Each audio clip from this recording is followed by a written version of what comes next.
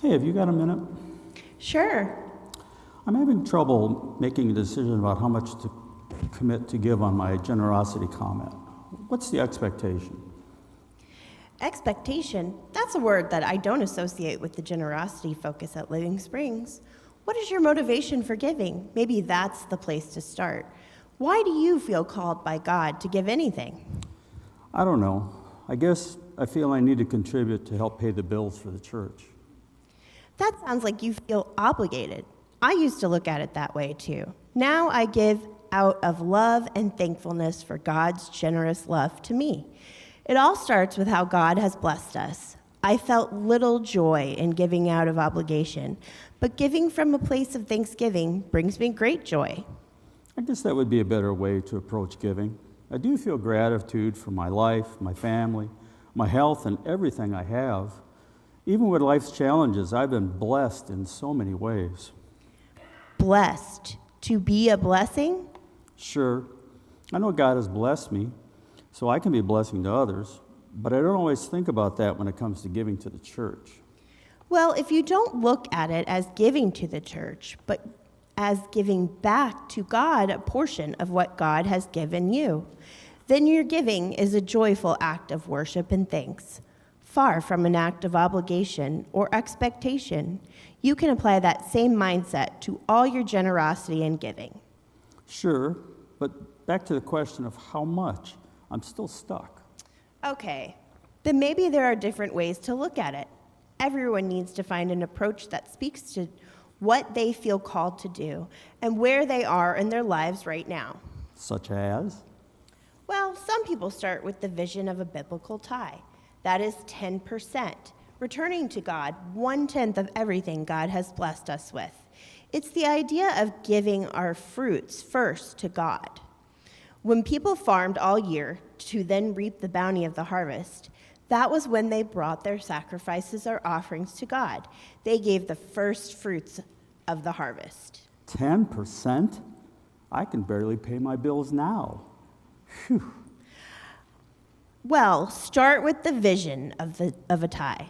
I know I and my family started with that as our end goal and then charted out a plan to get there. That's what we are doing right now, growing by a bit each year to eventually be at 10%. Okay, I get it. But what if I don't want to focus on a tithe? Then start with something else in mind. The main thing is to do something intentional. I can't tell you what a difference it made for me when I began to make intentional plans for my giving to God, and not just giving God my leftovers, like God was an afterthought and everything else in life was more important. I found out my intentional giving was a habit that helped remind me God was at a center place in my heart. Yeah, that makes sense. If I could be intentional about paying my cell phone bill or my sports tickets or my vacation budget, why can't I be intentional about God? If God's really at the center of my heart, but I'm still not sure about the details.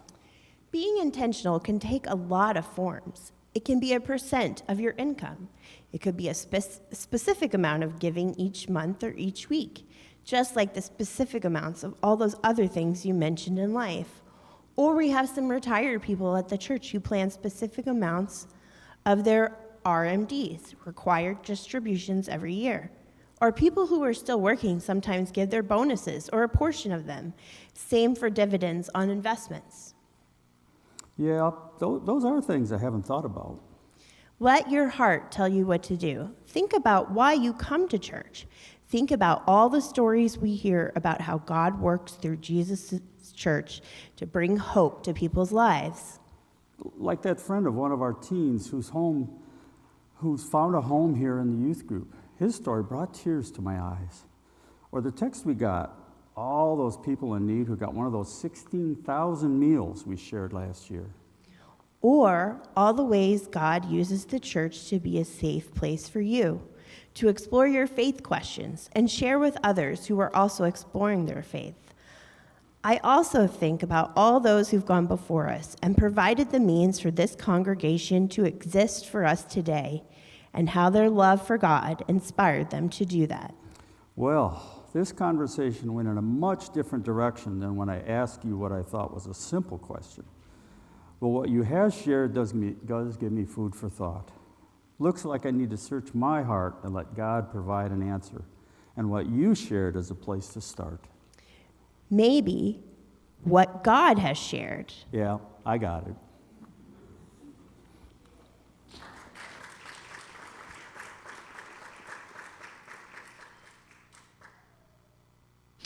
Next Sunday is a very special Sunday in our lives of discipleship, our annual Intent Sunday. It's Reformation Sunday. It happens to fall that way this year.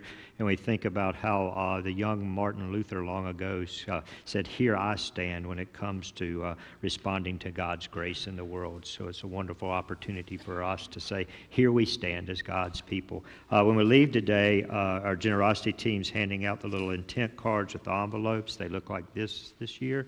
You might remember last year over there on the lighthouse, over 100 folks or families or households made intents of discipleship, whether it was giving or worship or devotion or service or whatever that looks like for each of us. They've been sealed. No one's ever looked at them except God sees them throughout the way. If this were about raising money for the church, we would be looking at numbers and adding up numbers and calculating that, but it's not about that at all. It's about all of us saying we want to be intentional some way in our lives of discipleship, right? Intentional about our worship, our devotion, our service, whatever it may be. And so next week, the vessel will be down here. We'll have an opportunity to put our intents there, and they'll stay there sealed before the altar of the Lord throughout the year ahead, and pray that God will bless you in saying that my faith, my relationship with God is something very important. And God, please bless me.